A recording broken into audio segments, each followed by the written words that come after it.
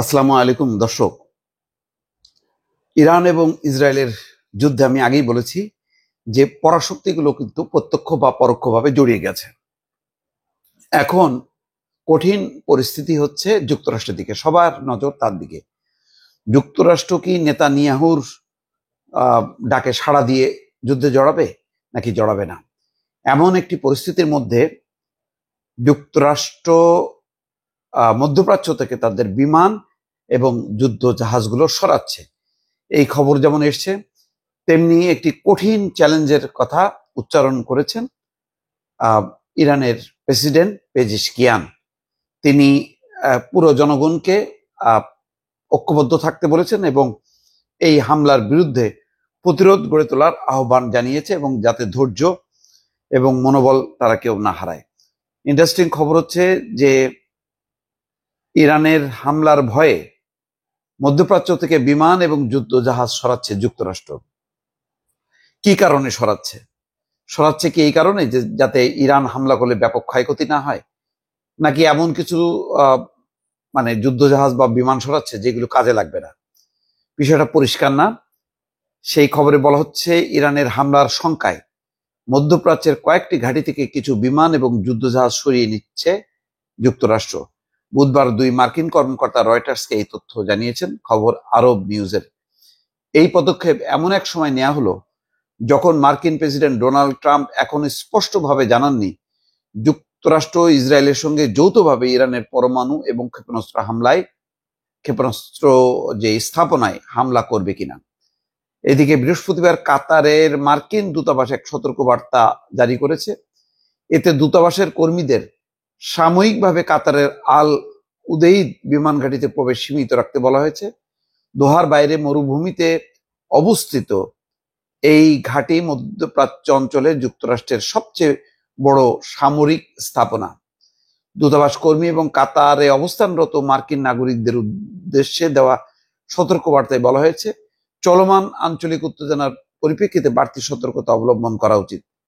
নাম প্রকাশ না করার অনিচ্ছুক দুই মার্কিন কর্মকর্তা বলেন, বিমান এবং যুদ্ধজাহাজ সরিয়ে নেওয়ার উদ্দেশ্য মূলত যুক্তরাষ্ট্রের সেনা এবং সরঞ্জামকে নিরাপদ রাখা, অর্থাৎ ইরান যদি হামলা করে। তবে ঠিক কতগুলো বিমান এবং জাহাজ সরানো হয়েছে, সেগুলো কোথায় নেওয়া হয়েছে, সেই বিষয়ে তারা জানাননি। এদিকে কঠিন চ্যালেঞ্জ জানিয়েছেন ইরানের প্রেসিডেন্ট, যাদের উদ্দেশ্যে দেয়া ভাষণে তিনি বলছেন, কঠিন দিনগুলো আমরা কাটিয়ে উঠব। ইরানের প্রেসিডেন্ট মাসুদ পেজেশকিয়ান জাতির উদ্দেশ্যে দেওয়া এক বার্তায় বলছেন, কঠিন দিনগুলো আমরা কাটিয়ে উঠব।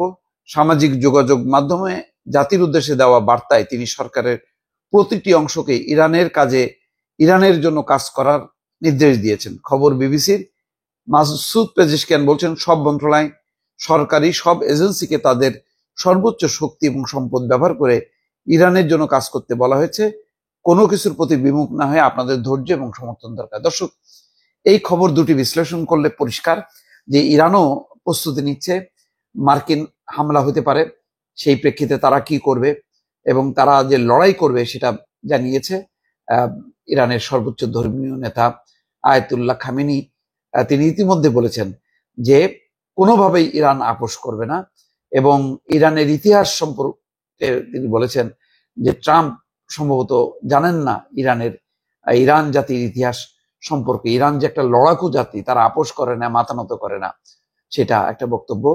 গুরুত্বপূর্ণ তথ্য যেটা দেওয়া হলো যে বিভিন্ন ঘাঁটি আছে মধ্যপ্রাচ্যে, সেই ঘাঁটিগুলো থেকে যে যুদ্ধ জাহাজ এবং বিমান সরাচ্ছে, এটা দুটো হতে পারে, ইরান হামলা করতে পারে, অথবা এমন কিছু জিনিস রাখা হচ্ছে যেগুলো দিয়ে প্রথমে হামলা করবে, পরে যেগুলি সরানো হচ্ছে সেগুলি হয়তো সেখানে যুক্ত হবে।